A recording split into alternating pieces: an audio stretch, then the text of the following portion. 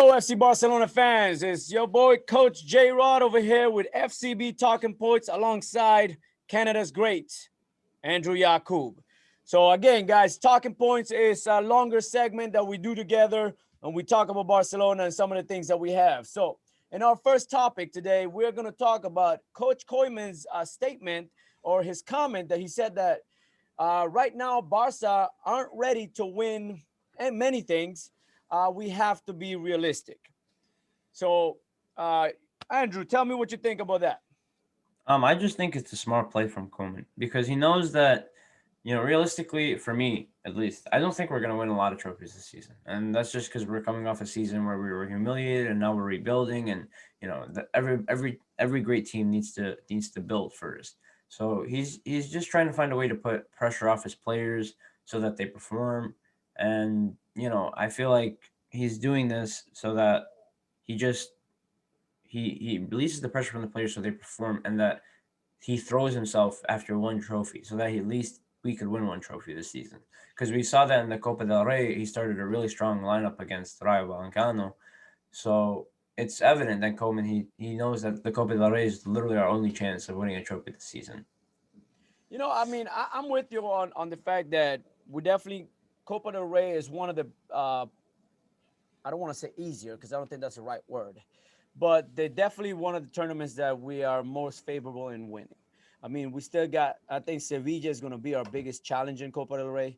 Um, if we get good officiating against Bilbao again, if we face Bilbao again, we'll destroy Bilbao. That's just my opinion. I honestly think we lost the Super Copa because of the officiating in that game. Um, that's just my opinion on that one. I think Koeman is being smart and taking away the pressure because us Barcelona fans, we expect a lot. We want, and I always say it. I'm dreaming treble, even if we have the worst team. I'm still gonna dream treble. I still want it, but I also am not gonna go online and comment and say crazy things about how our team sucks when I know for a fact that we're rebuilding. I know for a fact that we're rebuilding with a bunch of youngsters that need to gain a lot of experience. And they're great youngsters, just like you said in your great article you wrote about the true youngster in Francisco Trincao and compared to the gems that we have. But even those gems are still learning how to play in the Division One La Liga. And of course, Champions League and all those good things. So yes, I agree. It's a smart move, not only for the players, not only for the mentality of the approach of everything, but for himself as well. I think Koeman is setting the expectations that look, we are here, and if I win something, I'm stepping forward. Because sometimes, I mean, I know we're changing the presidency and all these things, and it's very important for him to set the expectations so that he keeps his job too. Depends on who wins. Who knows what they're gonna do with Koeman? That's something we got to just watch out for. Anything else you want to add to that? I think we covered everything. All right, that's good. Second statement, guys. Again, guys, look, we want Barcelona to win everything. I mean, who doesn't? If you're a fan of Barcelona, heck, let's go win the Champions League and all this good stuff. We've all seen Cinderella stories. Who said it's not to happen this year to us? We keep the faith, we keep rocking, and we choose to believe. But if we lose, why be so hard on our team when we know the situation we're in right now? I hope we win everything, though. All right. Second topic, man. Let's talk about the center back discussion and who should be our main starters in this coming month. First off, Andrew, I'm going to say it like this, man. I think the month of February is going to be a big testing month for us. Our big guns, Piqué is not going to be back until March. Ansu Fati is not back till March. Coutinho's not back till March. We have this month, we got not only PSG, but a lot of matches that we need to keep winning. So center back position is definitely one of these big topics that I see. And this month is a test. So my opinion, my center back starting, if I was a coach, would be Umtiti and Araujo. What do you Yeah. think? I don't see anything wrong with that. Umtiti's been absolutely amazing the last 2-3 games he's been playing, and he came on literally last second for Arojo against Granada, and he made the difference. So there's no problem with that. I just don't think at all like anywhere near that starting lineup should be Logley. I feel like if anything, Umtiti Araujo, and if not Umtiti Mingueza, and if not Arojo Mingueza, no Longley ever in that starting lineup. He is too mistakes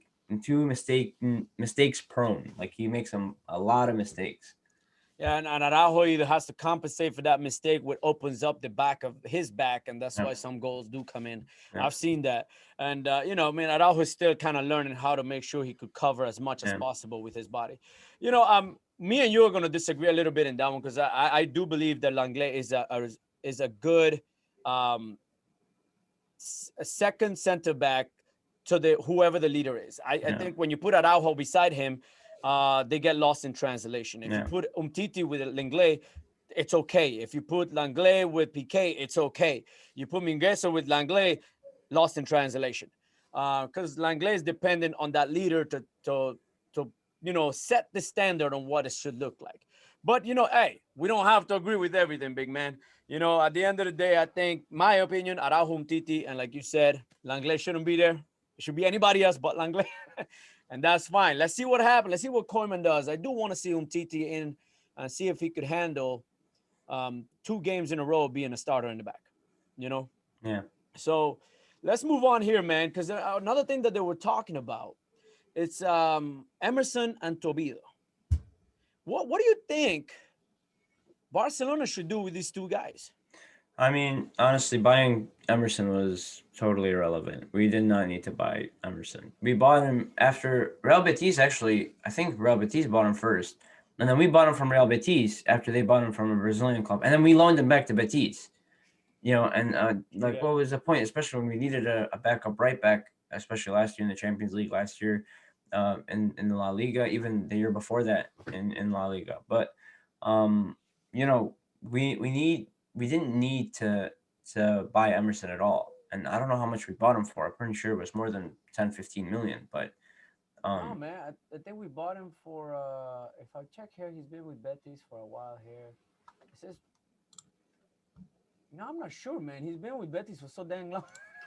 I don't know, man. I can't. I don't know exactly how much we bought him for. But right now, his value is at 22 million. yeah, And from what I read, it seems like PSG is trying to offer him 25 million. yeah, Me personally, I think sell him. Now, yeah, apparently, he really wants to succeed in Barcelona. But again, we're talking right back position, man. We just brought Serginho Dest. yeah, And, I think Serginho Dest it's going to be an amazing right back in a year or two, or actually less than that, probably. yeah. I agree. Um, as for Tobido, that's another one, man. We bought him for 8 million. His value is at 13.2 million. I say sell them both. Yeah, I say sell them both, and I don't think Toivo has the attitude to be at Barcelona again. I'll tell you why. When he went to when he went to Benfica, or he went to Benfica, right? Yeah, Yeah. I think he went to Benfica. When he went to Benfica, first couple months apparently he didn't play because of an injury, but he never told his coach about the injury. So he never told his coach, "Oh yeah, I'm injured. I'm not fit. I can't play." Went into practice first day, and he ruined it even more. Wow. And then when he came back, he wasn't 100% with the team. He wasn't doing everything right. He was messing around. And when he was at home, he wasn't on the right regiment. He wasn't sleeping right. He wasn't eating right. And you can tell just from his social media accounts, he wasn't living right either. It was just a bunch of, low life, do whatever Partying. you want. Yeah, partying. The party life. So if you want to be a Barcelona player, you want to look at Ronald Araujo, you want to look at Oscar Mingueza, you want to look at Piqué. You don't want to look at Jean-Claude Fati, Todibo. all these guys. Yeah, you don't want to look at Jean-Claude Todibo for being a Barcelona player because, you know, I mean, that's not the attitude. it's a possibility of getting close to 40 million if you sell these 2 guys. Yeah, I know we're in debt, but 40 million of selling 2 guys, will give you an opportunity to bring in a good left back or even a good striker at the front. or invest that money and promote. Uh, I think his name is Akimi, and The left back. Yeah, Yeah, I mean, true. Why not? Right? I mean, we need somebody that's going to give Jordi Alba a run for his money. yeah. Jordi Alba has to 100%. feel like, his job is on the line, man, because that's when he plays the best. That's when all the players play the best. I mean, not everybody has Messi mentality who knows for a fact that nobody's going to take his spot. But Messi, we don't have to worry about him giving us 100%. Yeah. So, I think we both agree on this one. Sell them both. Sell them both. Yep. Heck, we probably got a few more guys that we would say sell them, but we're not going to get into that right now. Yeah. Let's talk here about Dest, man. We know he got into a little bit of an injury situation here. It seems to be a touch and go. We don't know. I don't know exactly what injury he has. All I know is that his leg or something like that. Uh, right back position, man. Serginho Dest has been so important for the creation of plays coming from the right side, from the back forward. Mingueza, as great as he is a defender, he couldn't communicate correctly with Dembele at all, or with Messi. To be real, he just could not understand how to get that ball and run in the right positions. So yeah, we need Serginho Dest, man. What do you want to say about Serginho, man? Honestly, Serginho, this has been absolutely phenomenal when since he's came from Ajax. He literally slotted in first game, and until now, I never had doubts he would have been a really good player for Barcelona. But we did overplay him because of Sergio Roberto's injury. And if we would have had that, Sergio Roberto, Serginho disconnection where, oh, I'll play one game, you play another game, and you can teach me, I'll teach you, whatever, all that stuff, then he would have been even more, stellar. But it happens. It is what it is, and you just got to go with it. But at the end of the day, it's, Serginho Dest is out, but the green light is Sergio Roberto's coming back, so maybe that'll help us out a little bit. You know what's interesting, man? When you look at Serginho Dest, he did not come up through the Barcelona, ranks. No, not at all. But he came in and absolutely plugged. Yeah. I mean, he just plugged. Yeah, he has to improve on his centering, on his crossings. He's getting better. You can see it from game to game. He's getting better. Yeah. But man, it just proves how good this kid is. This kid is good. He is good. There's no doubt about it. Yeah. So I think for this next month coming up, with Roberto back, when we're gonna talk about this just now, I think the biggest thing is gonna be get Serginho Dest ready for PSG. That's for sure. Yeah. All right, man. Last thing we're going to talk about here, I think it's huge and important. I think all of us fans love talking about formations. And we're not just going to talk about the PSG formation, because I think it's very important to do PSG formations, but let's talk a little bit about formations for the month of February. Like I said, this month is going to be a very testing month for all of us FC Barcelona fans and Barcelona players and staff and everyone else. It's a heavy month for us. It's a very important month. If we come out of this month looking good, there is potential for us to be able to win La Liga. There is potential for us to, of course, keep winning Copa del Rey and, hopefully drive in Champions League as far as we can. Yeah. And honestly, if you think about it, Atletico Madrid has us, we have Real Madrid, and 2 more games. If they tie one, they lose one, and they lose to both of us, that's La Liga is blowing wide apart. It's not. It's gonna be fun. It's gonna be fun. It's gonna be fun. So, but yeah, the month of February, even the month of March is testing too, because we're gonna see Fati come back. We have to see if he's still on his form, if he has to rebuild it again, or if he's declining. We have to see if Coutinho is gonna come back in March or April. We have to see if Piqué comes back and he's 100%, or if he's leading, or if he's nervous again, or whatever. So they're both testing months, and honestly, I wouldn't be surprised as long as we compete in the PSG games and we don't get humiliated. We don't lose faith. We don't lose hope. We still stay passionate about the jersey that we're wearing. Then I'll be fine with the loss as long as we're fighting until the end. But I always tell all my players, man.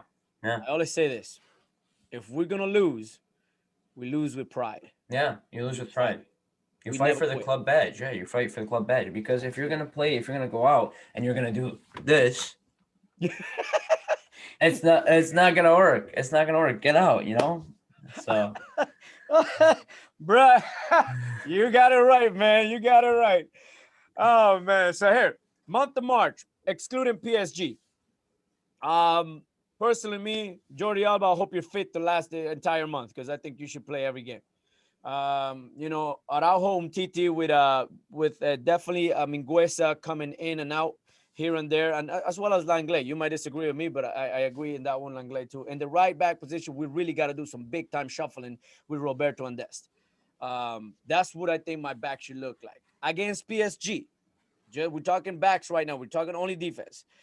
PSG is a very simple one: Alba, Umtiti, Araujo, Serginho Dest.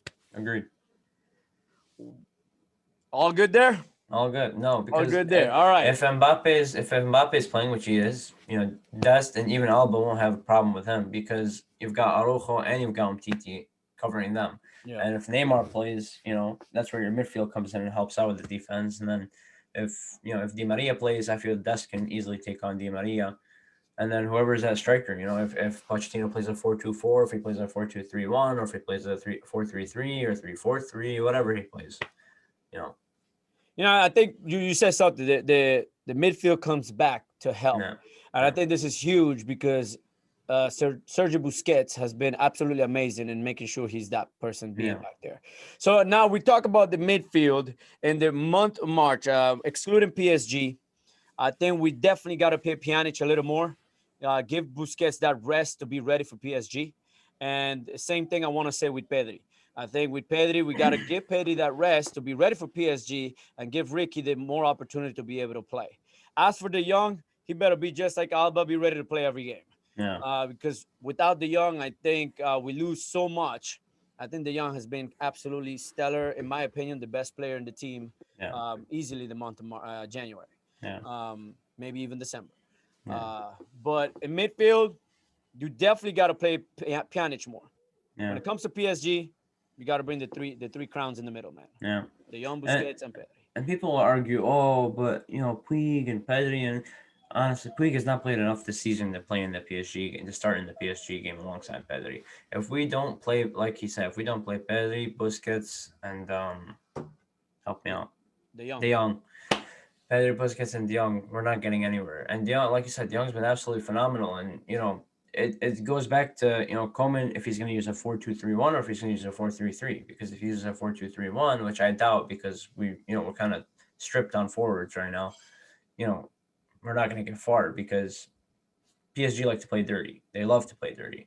So if we do end up playing the 4-3-3, which I think we will, I'm pretty sure we'll see Pedri, De Jong, Busquets in the middle, and we'll see Messi up top, and they'll make that diamond formation that, we love to play with. Because honestly, when you think about it, Koeman tells the midfielders to go up. It's not a 3-man forward anymore. There's 5 people attacking. So. And that's the beauty of Busquets, man. Busquets, he slides back and he said, okay, we're ready. Let's do this. And with that middle has been shown to dominate the game. And I'm going to say this. This is the reason why we lost the Supercopa, is because Atletico Bilbao was allowed to disrupt the momentum of the midfield without no punishment or repercussions. They could easily they could easily DDT one of the midfielders and nothing was called. They're just a regular foul. It's like, no. You got to give a yellow card so that nonsense stopped. Yeah. That midfield, when the young Pedri and Busquets are together, it moves forward. We dominate the game, dominate the possession of the ball. We're not scoring as good, but we're dominated the possession of the ball. And you're right, with the young attacking and Pedri attacking a lot more, and that's the beauty of the forwards. When we talk about the forwards for the next month, excluding PSG, it's very important for guys like Griezmann, again, a guy who people keep giving him shit because he doesn't score goals. Sorry for the language, guys, but it's true. He does so much work going back to helping that defense that we should give him credit for that. And Dembele does the same too. He doesn't do it as good as Griezmann, but he does it very well in coming back. Trincao, I saw a little bit here and there. Martin Braithwaite barely got past the middle point half the time. Yeah. You know what I'm saying? So when it comes to the month of March, if I count PSG, it has to be Griezmann, Dembele, and Messi. Yeah, me too. You could take out Dembele here and there and bring in Trincao every now and then, or even Braithwaite for the other games. But PSG, Dembele, Griezmann, Messi. Yeah, I agree 100%. There's no question about it. And it should be a 4-3-3. It should be a 4-3-3 with the understanding of what they're doing, because I think they're getting together. I don't know about you, man, but every game we play is getting better and better. Yeah, and I feel like there's no set formation. You want to know why? Because Guardiola likes to play like this at City too. He has Gundogan go up, and when De Bruyne is fit, he'll go up, and Aguero, when he's fit, he'll go up, and he's Bernardo Silva. He has Joao Cancelo sometimes goes up from the defense. There's so many people that just switch positions, and it just he has all these players attacking at one time. Koeman does the same thing, and Pirlo does the same thing too. Pirlo's thesis at Juventus was no player has a set position. Everybody takes everybody else's position. So if the left back goes, you back. So that's how we play. So when people tell me, oh, the 4-2-3-1 isn't working, the 4-3-3 is working, this, there's no difference. It's the same thing. We're still playing five attackers, two midfielders. You know. It all depends on how smart the player is to go back and cover to understand. Hey, Exactly. De Jong is attacking. Well, shit. Okay, I'm not in position to be in any attack motion. Let me go ahead and step back here a little bit and let the guys do what they got to do. And I think that's where we're not giving Antoine Griezmann the credit that he No. deserves, because he No. steps back a lot when De Jong and Petty step forward. No. Even though Griezmann should be up front trying to get those goals, he steps back a lot, which sometimes I'm be like, Griezmann, come on, man. Try to be a little more of a creator than always passing back to De Jong. Try to push the ball forward a little bit. You got the skills, just get it in there. And I love the fact that he's getting to finally connect with Messi, even if it took 2 years, whatever. Yeah. Finally, you're seeing some of that. So it's very important. And you're right, man. And you can see it every game. The guys are understanding how to cover each other. Yeah. And it's professional football. That's the biggest reason. That right there is one of the biggest reasons why so many people do not make it to the professional league. It's because they do not understand how to play their positions correctly. Yeah. They only play midfield, so they stay midfield. They don't understand that if they attack and if you're a forward, and you're not in position, hey, cover the back. Yeah. I've seen it so many times. Heck, I'm one of those, man.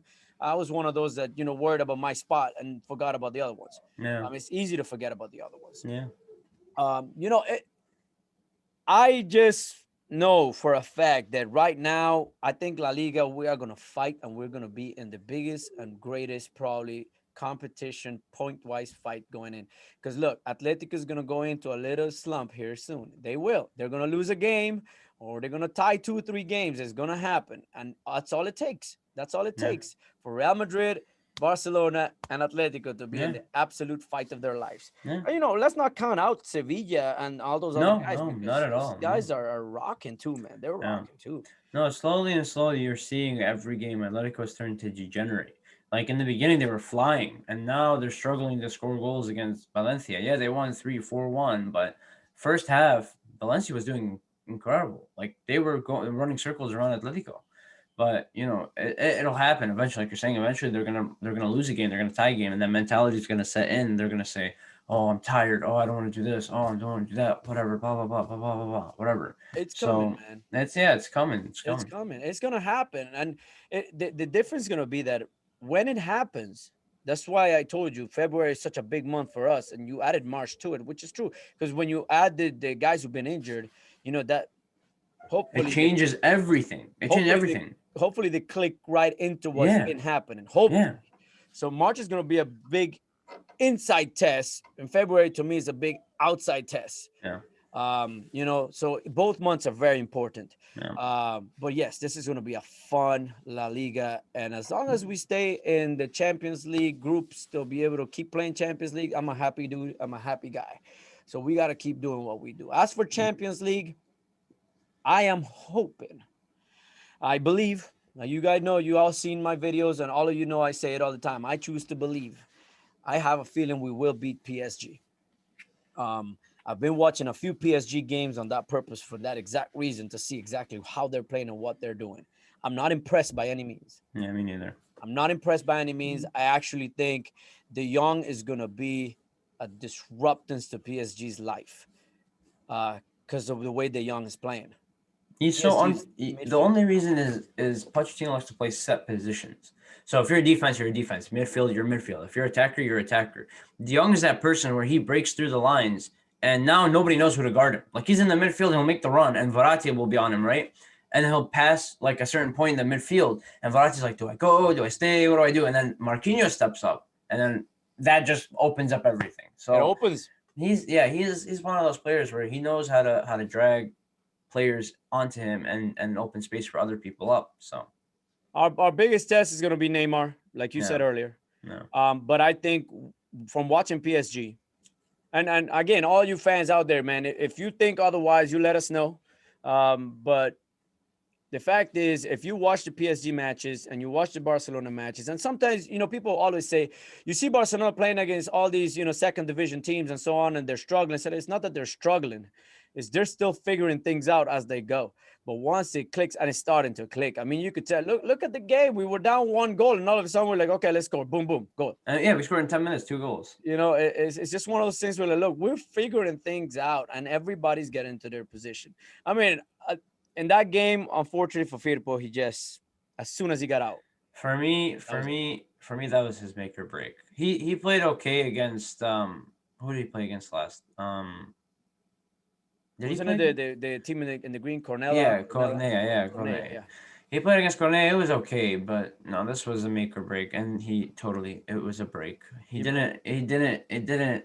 There was no improvement. There was no motivation. There was no clinical passing. There was no intelligence. He was just there to be there, just to fill a spot. And once, like you said, once Jrod Out came in, boom, boom, goal, 2 goals, we won the game. It was So that simple.